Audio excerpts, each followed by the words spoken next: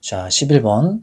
실내보호 원칙에 대한 설명으로 옳지 않은 것은 1번 선지. 폐기물 처리업도 나왔죠. 폐기물 처리업 사업 계획에 대하여 적정 통보를 한 것은 국토 이용 계획 변경 신청을 승인해주겠다는 공적 견해 표명한 것으로 볼 수 있다. 볼 수 없죠. 이건 공적 견해 표명이 아니라 그랬어요. 그래서 틀린 선지. 자, 2번 선지.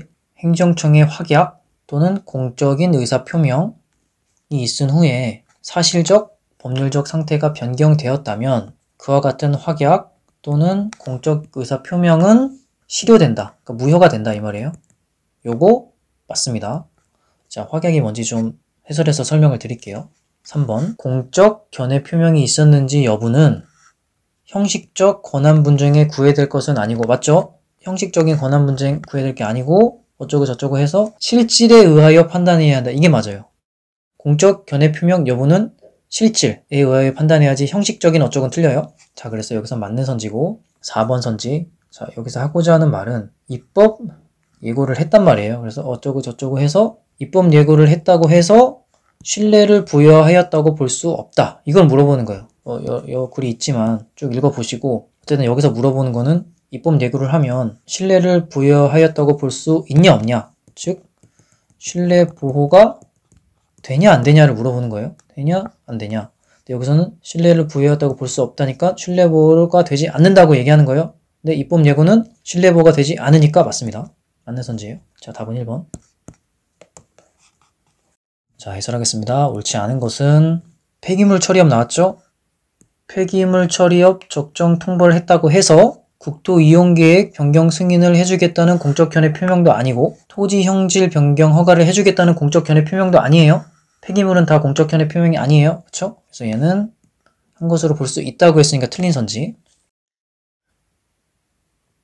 자, 2번. 행정청의 확약 또는 공적 의사 표명 나왔어요. 자, 여기서 보면 확약은 확실하게 약속한다 이런 뜻이거든요. 근데 확약이랑 공적 의사 표명이랑 공적 견해 표명은 같다고 생각하세요. 문제 풀 땐 같습니다. 의미가 조금은 다르지만 얘는 공적으로 의사를 표명한다, 얘는 공적으로 견해를 표명한다, 얘는 확실하게 약속한다 이런 뜻인데 문제 풀 땐 같아요. 확약의 법률 상태가 변경되면 실효됩니다. 즉 무효가 됩니다.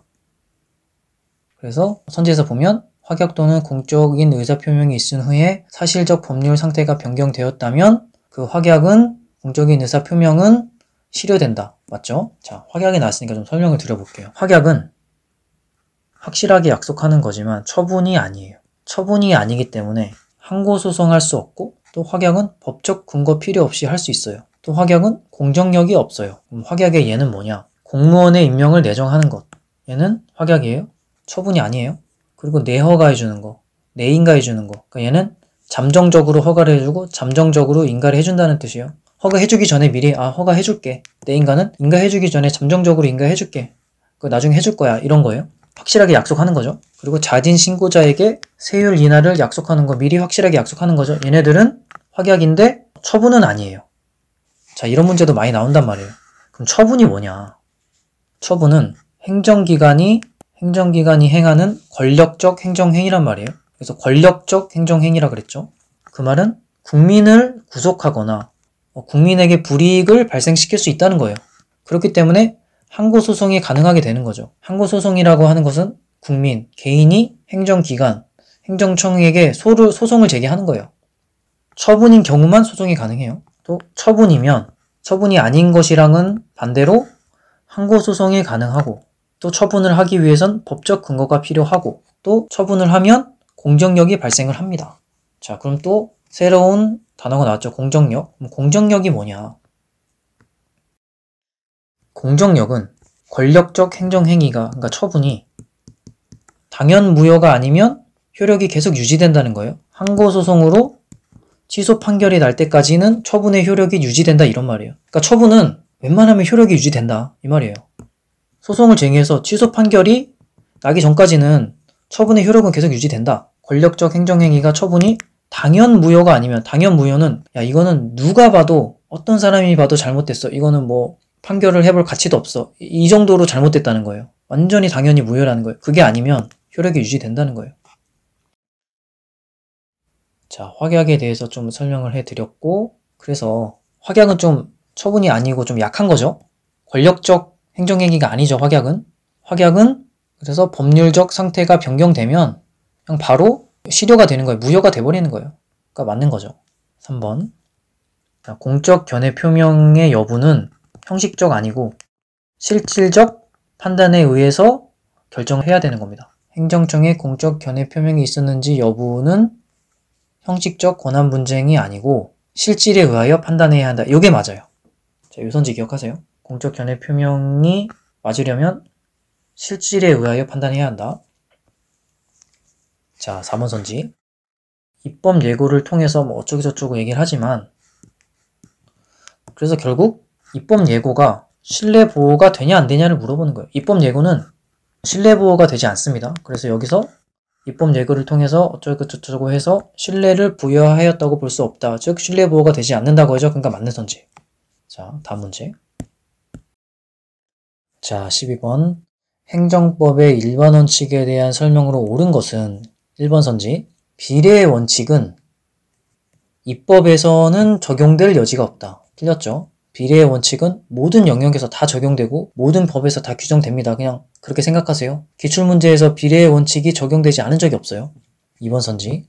신뢰보호의 원칙이 적용되기 위한 요건인 선행조치가 되기 위해서는 반드시 처분청 자신의 적극적인 언동이 있어야 한다. 그러니까 신뢰보호 원칙이 적용되기 위해서는 선행조치가 되어야 하는데 그 선행조치가 반드시 적극적인 언동이 있어야만 한다.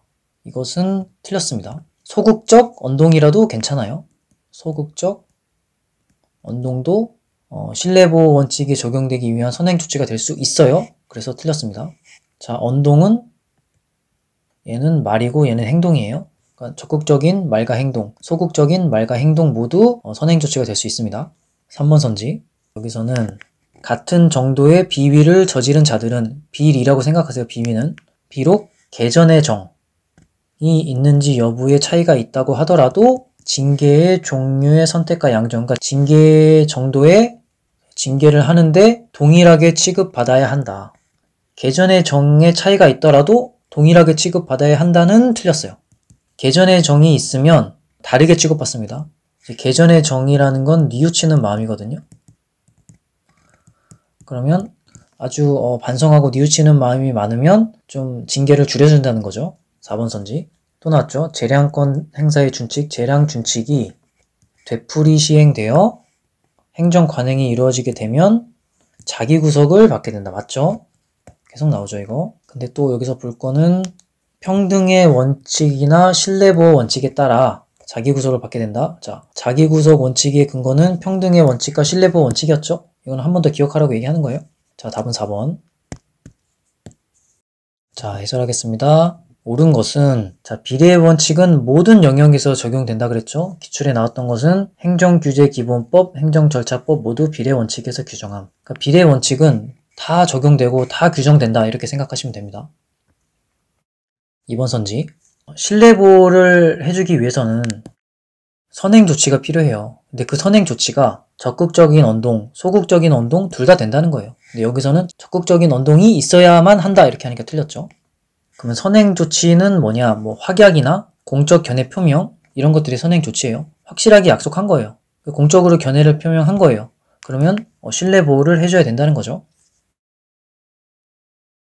3번 선지. 여기서는 평등의 원칙에 대한 얘기인데 같은 정도의 비리를 저지른 자들은 개전의 정이 있는지 여부의 차이가 있다고 하더라도 징계의 종류와 선택 양정이 있어요. 그러니까 징계에 대해서 동일하게 취급받아야 한다는 틀렸다 그랬죠. 비위를 저지르고 개전의 정 여부에 따라 차별 징계를 받는 게 맞습니다. 자, 정리를 해놨어요. 기출에 나왔던 것들. 평등의 원칙을 준수한 경우는 뭐가 있냐? 방금 했던 거. 비위를 저질렀는데 개전의 정 여부에 따라서 차별 징계를 받는다. 개전의 정은 피고인이 잘못을 뉘우치는 마음가짐. 자, 그리고 현역 군인만이 국방부의 보조기관과 보좌기관에 보직이 되는 것. 이것도 평등의 원칙을 준수한 거예요. 준수한 거예요. 다 이 얘들은. 그럼 평등의 원칙을 위반한 거는 뭐가 있냐? 증인이 불출석을 했단 말이에요. 근데 사회적 지위별로 과태료를 차등 부여하는 것은 평등의 원칙을 위반한 거예요. 위법하다는 거죠. 그리고 국가 유공자에게 10%의 가산점을 부여하는 것도 평등의 원칙에 위반되는 겁니다. 이것만 기억을 해두세요. 4번 또 나왔죠. 재량권 행사의 준칙, 재량 준칙이 제정됐다고 해서 공표됐다고 해서 대구성역이 바로 생기는 게 아니고 재량 준칙이 되풀이 시행되면 자기구성역이 생기고 대구성역이 생긴다. 그 얘기를 하는 거죠, 여기서. 그리고 재량 준칙에 반하는 처분은 간접 위반이다. 이것만 나옵니다. 연기하세요. 여기서도 똑같은 얘기를 하고 있죠. 자, 13번. 행정법의 일반 원칙에 관련된 다음의 설명 중 옳은 것은 1번 선지. 국가가 국민에 대한 보호 의무를 다하지 않았는지 여부를 헌법재판소가 심사할 때에는 국가가 이를 보호하기 위해서 적어도 적절하고 효율적인 최소한의 보호 조치를 하였는가, 과소보호 금지 원칙의 위반 여부를 기준으로 삼는다. 이건 맞아요. 쭉 읽어도 맞는 얘기죠. 해설해서 좀 더 설명을 해볼게요. 자, 2번 선지. 저쪽으로 해서 위법한 행정처분을 할 선례가 있는 경우에는 자기 구속력을 갖게 되어서 그러한 기준에 따라야 한다. 그러니까 자기 구속력을 갖게 된다는 거죠.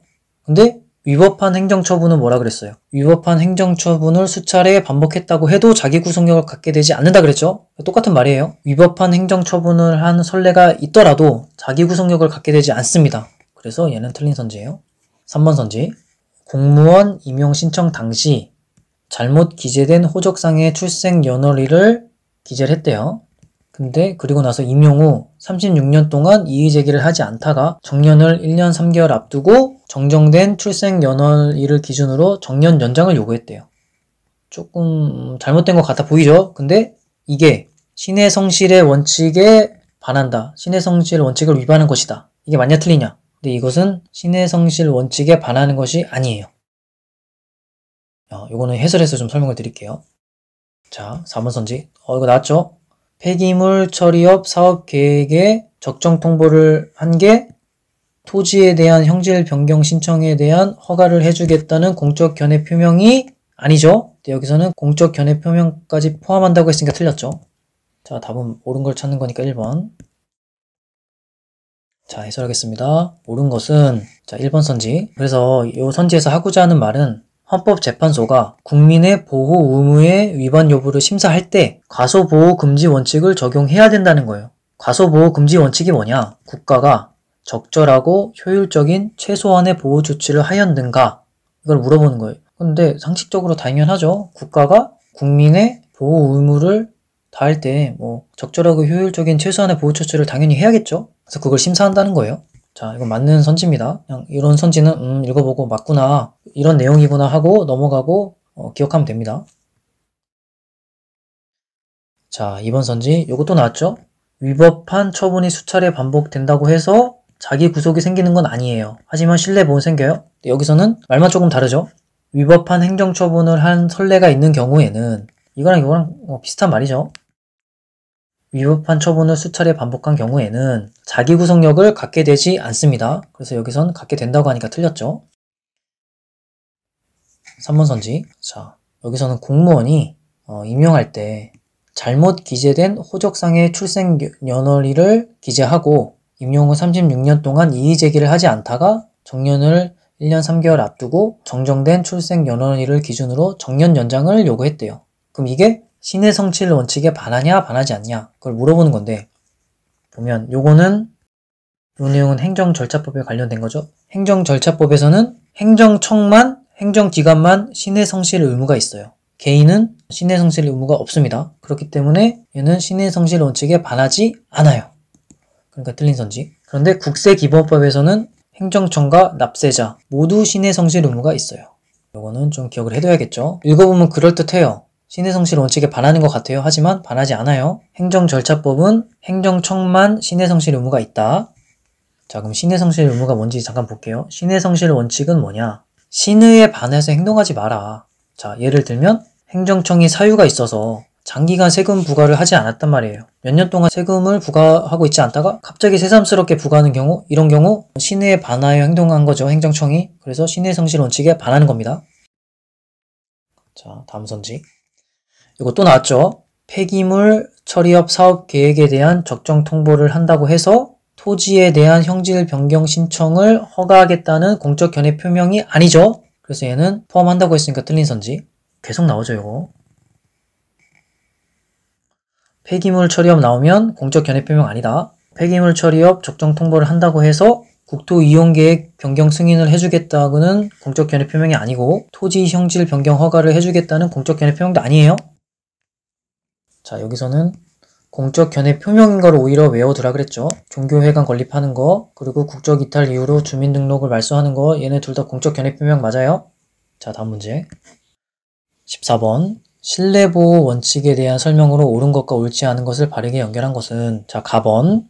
행정청이 공적인 의사표명을 하였다면 공적인 의사표명, 확약, 공적 견해표명 다 같은 거라 그랬죠?